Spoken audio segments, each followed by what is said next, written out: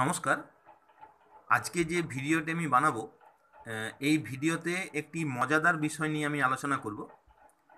প্রতিদিন আমরা যে সমস্ত কথা বলি, বাড়িতে হোক বা স্কুল কলেজে হোক বা বন্ধুবান্ধবদের সঙ্গেই হোক না কেন, আমরা আমাদের অজান্তেই কিন্তু এই বিষয়টা ব্যবহার করে থাকি। অনেক সময় আমাদের ভুল হয়, আবার অনেক সময় আমরা আমাদের অজান্তেই বিষয়টাকে ঠিক করে বলে রাখি।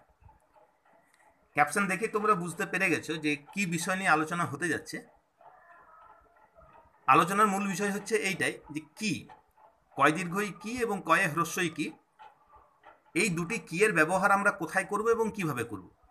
বাংলা ব্যাকরণ অনুযায়ী এর প্রচুর সূত্র আছে, প্রচুর নিয়মকানুন আছে, কিন্তু অত সব জটিল নিয়মকানুনের মধ্যে না গিয়ে কি করে খুব সহজেই আমরা এই পার্থক্যটা বুঝে নিতে পারবো বা মনে রাখতে পারবো, আমার আজকের আলোচনায় আমি তোমাদের সেই বিষয়টাকে নিয়েই বলার চেষ্টা করব বা বোঝাবার চেষ্টা করব। ভিডিওর মধ্যে আমি দেখানোর চেষ্টা করছি যে কয় দীর্ঘই কি কোথায় কোথায় হবে, কয়ে হ্রস্বই কি কোথায় কোথায় হবে। এই ট্রিক্সটি শিখে নিলেই আর কিন্তু তোমাদের কোনো দিনই এই দুটি কি এর ব্যবহার সম্পর্কে ভুল হবে না। প্রথমে আসছি কয়ে হ্রস্বই কি কোথায় হবে। আমি লিখে রেখেছি হ্যাঁ বা না, অর্থাৎ যদি কোনো প্রশ্নের উত্তর হ্যাঁ বা নায়ে হয়, যেমন তুমি কি আজকে খাবার খেয়েছো, তুমি কি আজকে খাবার খেয়েছো, যদি উত্তর হ্যাঁ হয় বা যদি উত্তর না হয়, সেক্ষেত্রে যে কিটি হবে সেটি হবে কয়ে হ্রস্বই। তুমি কি আজকে খাবার খেয়েছো, হ্যাঁ বা না এ উত্তর হলে হবে কয়ে হ্রস্বই।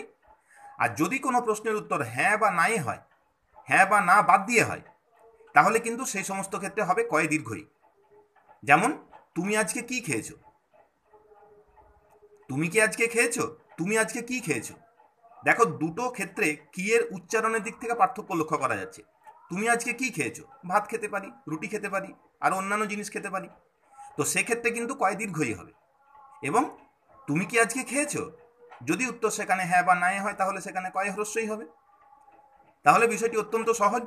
যদি কোনো প্রশ্নের উত্তর হ্যাঁ বা না হয়, সেক্ষেত্রে হবে কয় হ্রস্বই।